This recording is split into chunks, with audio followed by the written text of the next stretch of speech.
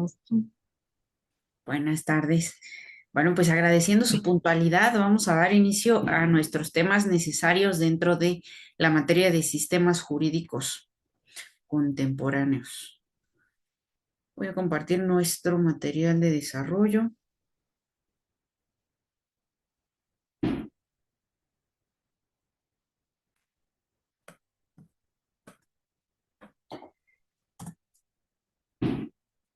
Creo que ya se logra ver por ahí.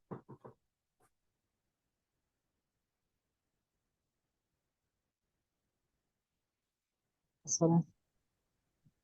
Sí, se ve muy bien. Gracias. Sí, de nada. Bueno, el principal aspecto de nuestra materia es diferenciar que nosotros en sistemas jurídicos contemporáneos utilizamos este apartado del derecho comparado. No significa que nosotros seamos definitivamente una especialidad del derecho comparado, sino que nosotros hacemos el estudio de distintos sistemas jurídicos en distintas épocas, circunstancias, territorios, culturas, filosofías. Muchos de ellos comparten doctrinas precisamente por muchos aspectos históricos que nos anteceden, ¿no? En movimientos sociales, en movimientos políticos. Sin embargo, esta faceta del derecho comparado va a ser una herramienta básica para el estudio de nuestros sistemas jurídicos contemporáneos. Este derecho comparado es básicamente el análisis, las características, el reconocimiento o la identificación, ¿no? De semejanzas y diferencias de diversos sistemas que existen en el mundo. En nuestro caso, lo único que nos interesa en estos sistemas es cómo se llegó a formar, a fortalecer los sistemas jurídicos en distintas naciones, es decir, que ya conforme al paso del tiempo son básicamente lo que conocemos aquí, familias jurídicas, ¿no? Estas familias jurídicas que ya se han establecido con un conjunto de normas que pasa a cada una ser útil, funcional, conocida, parte del derecho positivo, en algunos aspectos también estas fuentes, ¿no? De su propio derecho van a llevar a que conozcamos o identifiquemos el tribunal o los tribunales, las autoridades competentes, su sistema de resoluciones, etcétera. Por lo tanto, la familia jurídica son las que comprenden al conjunto de sistemas jurídicos con ciertas características entre sí, ¿no? Es decir, de un aspecto más general, vamos haciendo pequeñas clasificaciones para poder abarcar, ¿no? Para poder abarcar todo el estudio necesario sobre este sistema jurídico que es a nivel global, ¿no? Le llamamos a cuestiones contemporáneas porque son las que básicamente utilizamos, conocemos o tenemos algún contacto, ya sea como personas yendo a otros territorios o a manera de Estado, es decir, por ejemplo, las relaciones que tiene México, relaciones internacionales con otros países, relaciones internacionales con cuestiones comerciales o mercantiles. Pero ya vamos a ir llegando a esos ejemplos. ¿Cuáles son los sistemas que reconocemos como familias, ¿no? Estas familias jurídicas para estudio. Tenemos la familia romano-germánica, la familia del common law, los sistemas religiosos, los sistemas mixtos y los sistemas socialistas. Básicamente entre ellos encontramos todo este desarrollo que hoy en día es un conjunto, ¿no? De distintos sistemas que pueden tener ahora la posibilidad de expresar cada uno de ellos, pues, sus diferencias y sus semejanzas. La familia del common law nace en la Edad Media con la creación de tribunales reales, ¿no? Recordemos que la familia del common law es el uso de un tribunal y un proceso que básicamente viene desde las tribus germanas dentro del territorio habitado. Fuera de este periodo, inicia el periodo anglosajón, ¿no? Por lo tanto, existe otra mezcla de culturas, como bien lo menciona la diapositiva, ¿no? Los celtas, quienes son conquistados por los romanos. Se pierden distintas creencias, distintas filosofías, culturas sobre este sistema celta. Por lo tanto, también en Inglaterra, posteriormente, el choque de culturas lleva a crear el sistema necesario para los anglos, para los sajones y para los jutos, quienes eran las tribus, ¿no? Que estaban huyendo básicamente de esta invasión o esta conquista, ¿no? Conocemos un apartado llamado el equity. El equity en el siglo XV básicamente era ya una representación política. Por eso menciona la diapositiva. Primero los atendía el canciller. O sea, existía un canciller para dirimir, para mediar o para conocer de distintos conflictos. Y precisamente el término equity era porque se buscaba un equilibrio, ¿no? Es decir, que la solución fuera equitativa. Al buscar esta solución equitativa es donde nace precisamente de esta etimología de la palabra, el equity. Pasamos a los sistemas principales que hemos tenido desde las épocas que nos anteceden, es la monarquía, ¿no? En este sentido, Guillermo el Conquistador ofrece ya la posibilidad y reconocimiento de manera normal lo que es la creación de los tribunales reales.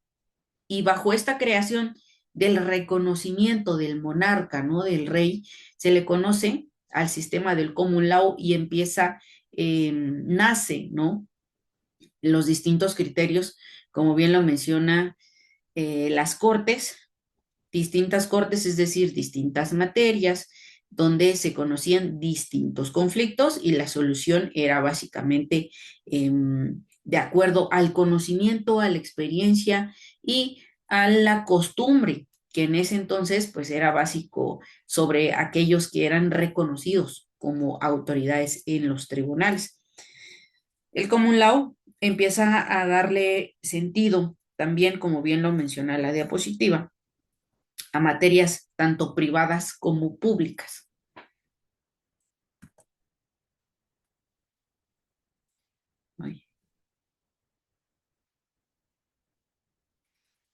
Ahora bien, ¿qué hablamos sobre el common law? Este es conocido como el derecho común o el derecho consuetudinario. Es decir, ya tenían en uso lo que son los tribunales, tenían resoluciones, ¿no? Por eso dice decisiones adoptadas por los tribunales, ¿no? En este contexto, estas resoluciones se les hacía llamar de cierta manera ley. Ahora, en contraste con los sistemas de derecho civil, como el nuestro, donde la principal fuente de derecho es la ley.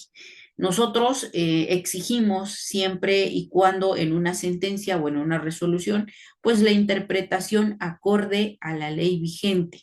En este caso del common law, las interpretaciones nacen de otra interpretación que ya ha sido solución de otro conflicto.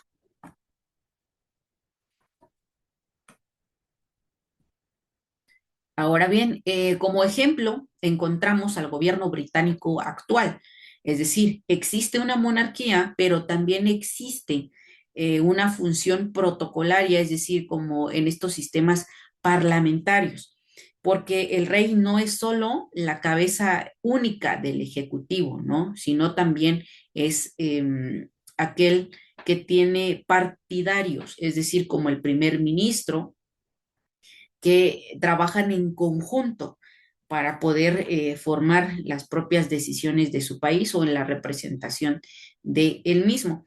Hay aspectos que todavía siguen interviniendo, como bien lo menciona mi presentación, gobernador supremo de la Iglesia de Inglaterra. Entonces, existen relaciones de acuerdo a la cultura, que todavía en muchos aspectos se sigue relacionando en sus formas de gobierno y en sus formas de Estado. Su forma de gobierno, como lo mencioné, es sobre un parlamento. Sin embargo, significa que este parlamento está obligado a respetar lo que de manera constitucional sea aplicable, ¿no? En todos los aspectos. Las instituciones de gobierno, si estamos hablando de una monarquía, por lo tanto, la corona sigue siendo esta regla, ¿no? Hereditaria para poder acceder a la misma.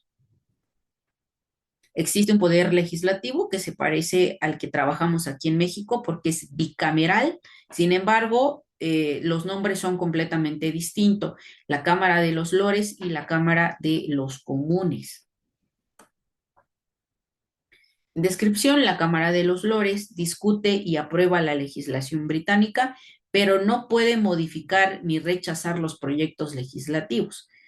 Las actuaciones son muy parecidas, ¿no? En votaciones. La Cámara de los Comunes, donde básicamente también ellos son elegidos por votación directa, pero su trabajo consiste en presentar un proyecto, discutirlo en general y después en comisiones, para finalizar con una tercera lectura. Si se aprueba, pasará a las cámaras revisoras. El Poder Ejecutivo, eh, también existe esta correlación, ¿no?, entre sus poderes en el marco de los poderes de la Unión de su Estado. La jefatura del gobierno recae en el primer ministro electo, quien no es decidido por el pueblo, sino que está decidido o votado por el partido mayoritario de la Cámara de los Lores. Es decir, recordemos que el sistema democrático no es aplicable en esta familia jurídica, ¿no?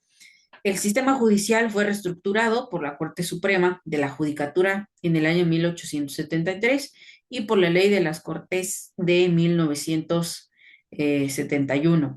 En cuanto a las Cortes civiles y penales, ya concedían estos sistemas también la posibilidad de que cuando recibían una sentencia o una resolución existiera la Corte de Apelaciones, es decir, para revisar estas resoluciones que habían dictado los jueces anteriores. Las fuentes de este derecho, de mayor a menor importancia, tenemos los precedentes, dirigidos, como lo vimos, de manera directa con el common law, la legislación, la costumbre, la razón y la doctrina. Los precedentes son lo que ahora conocemos también como jurisprudencia, lo que mencionamos, resolver un problema mediante la interpretación de la ley. Y la ley, por no ser un modo de expresión normal del derecho, los jueces la aplican una vez que haya sido aplicada e interpretada por los tribunales. Entonces, esta ley tiene un valor cuando básicamente ya ha sido utilizada para resolver un problema. La costumbre es una fuente secundaria, sin embargo, recordemos que en el common law empieza a declararse esta costumbre como un precedente, es decir, como la interpretación eh, del derecho sobre la resolución de conflictos. Y la doctrina como punto cuando no se puede encontrar un caso, es decir, cuando existen demasiadas lagunas legales, entonces se acude a la búsqueda de doctrinas, autores, juristas o distintas teorías.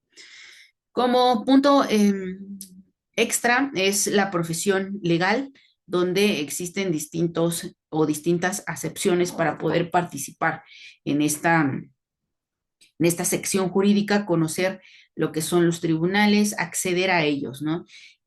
Dos clasificaciones básicas: barrister, abogados postulantes, y los solicitor, quienes son asesores o gestores.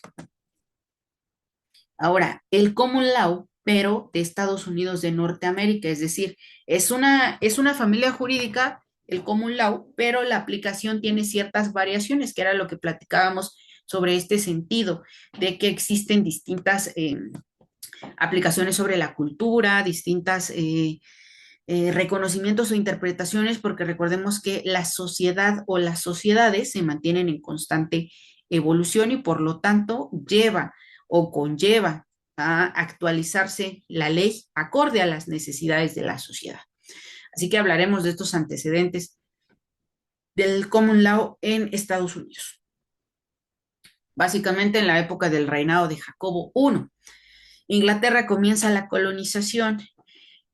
Al formarse las colonias inglesas en América del Norte, nace lo que conocemos como las 13 colonias establecidas y fundaron nuevos estados en el siglo XVIII, los colonos empiezan a ver de manera distinta al common law.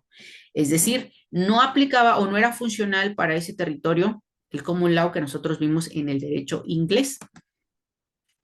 Ahora, el derecho norteamericano, por la recepción del derecho inglés, pertenece al common law, pero en Inglaterra y en Estados Unidos, la estructura, métodos y conceptos están unidos.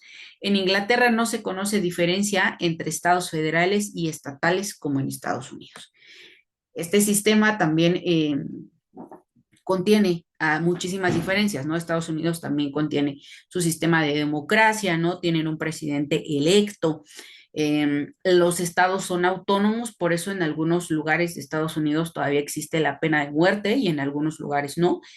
Hay cadenas perpetuas también. Entonces, en estos tribunales, precisamente del derecho norteamericano, se ha elegido unas pequeñas transformaciones de lo que es el common law inglés al common law norteamericano.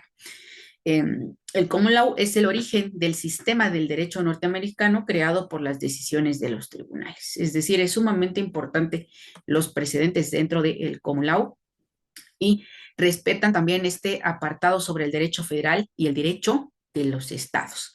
Contiene su supremacía constitucional, también tiene tratados internacionales. Recordemos que es una potencia económica, por lo tanto hay muchísimo tratado internacional y relaciones internacionales. Y por supuesto, contiene leyes federales y leyes estatales. En cuanto a su gobierno, es reconocido como una república federal democrática. En este punto existe, como lo mencionamos, un sistema ejecutivo donde el poder ejecutivo está revestido por un presidente y un vicepresidente. Su legislatura o los ámbitos de su legislación también contiene un congreso que son por dos cámaras, una de senadores y una de representantes, ¿no? Cada uno de estos duran 6 años en su facultad para que exista la legislación positiva vigente que vayan a utilizar para los tribunales, ¿no? Existe también un poder del sistema judicial que está dividido en una Corte Suprema y en tribunales menores, lo que es un Congreso quien ordena su formación y está integrada por la Corte Suprema de Justicia. Hay tribunales de circuito, tribunales de apelación y juzgados de distrito. ¿Cuáles son sus fuentes del derecho? El presidente, es decir, la jurisprudencia, la legislación, su constitución, los tratados internacionales, las leyes federales, las constituciones estatales, leyes estatales y la doctrina. Es sumamente relevante, ¿no? Su sistema de interpretación, porque en muchos aspectos ha considerado la protección de derechos humanos y, sin embargo, en muchos de sus procedimientos o de sus procesos, únicamente toma en cuenta esta interpretación de su derecho interno. Para la profesión de abogado, lo único que habría que reconocer es que existe la necesidad de ser certificados para que puedan ser abogados litigantes y comparecer ante jueces y jurados. Recordemos que los jurados allá están formados por personas civiles quienes acuden a realizar básicamente un análisis para poder realizar una votación racionada de el caso en concreto. Y eso nos lleva a analizar lo que es la familia romano-germánica. Esta la traemos desde los antecedentes del derecho arcaico, ¿no? Imagínense desde lo que hablamos de la historia de Roma, ¿no? El rey Rómulo, quien crea el Senado formado por personas mayores de 60 años de edad, porque se justificaba precisamente en la experiencia, en la sabiduría, en los conocimientos, para poder tener una asesoría sobre la formación o el mantenimiento de un Estado, ¿no? Encontramos al derecho preclásico, es donde también se reconoce la república o las características que contienen. Se contaba con leyes, ejemplo, el de las 12 tablas, que se refiere a la seguridad jurídica, a la equidad. Además, el derecho es de carácter nacionalista.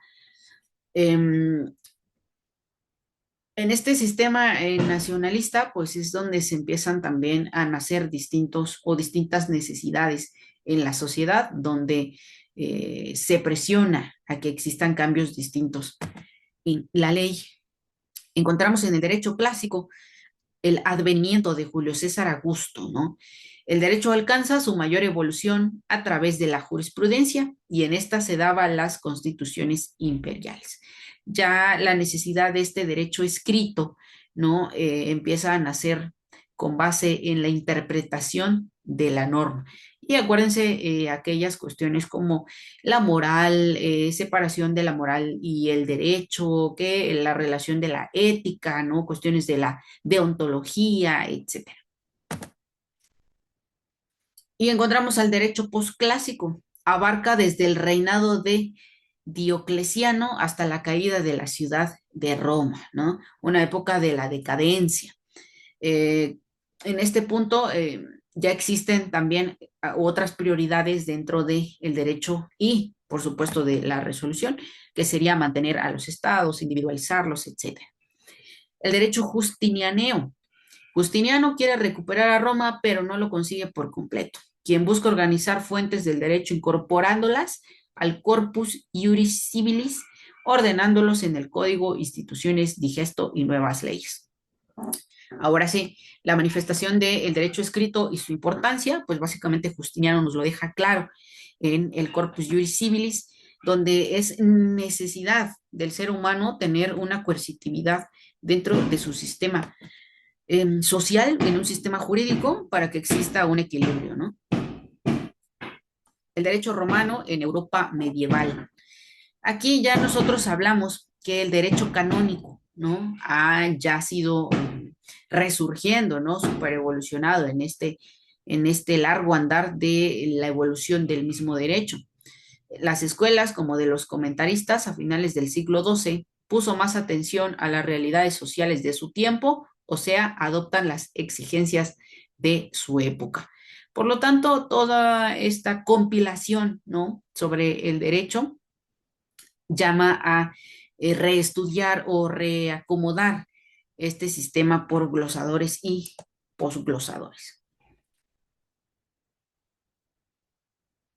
Ahí esta es una pequeña presentación de un link, pero no creo que vaya a cargar.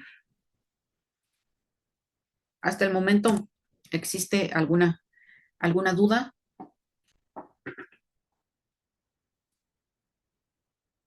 De mi Está parte, no, claro. maestra, gracias. Gracias. No, no, nada que agradecer. En todo caso, acuérdense que ahorita estamos como en la parte sumamente teórica de las bases de nuestra materia.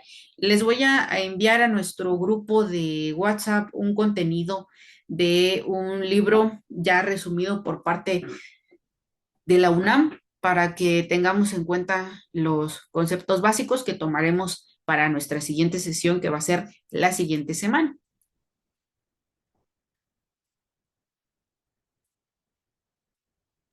Ok, ok, profe, gracias. Gracias, maestra. Muy amable. Sí, claro, de nada. Siendo así, entonces les agradezco mucho que se hayan conectado a la sesión. Quedo pendiente de cualquier duda, comentario, aportación. Estaremos en contacto también por nuestra plataforma institucional y no olviden que terminamos materia el 1 de marzo. Ok, perfecto. Bye. Nos vemos, buenas Maestra, tardes. gracias. Gracias, maestra. Que pase buenas tardes. Bye. Y si de nada, igualmente. Muchas gracias, maestra. Excelente tarde tenga. Muchas Bendiciones. gracias. Muchas gracias, doña María. Bendiciones para todos. Gracias.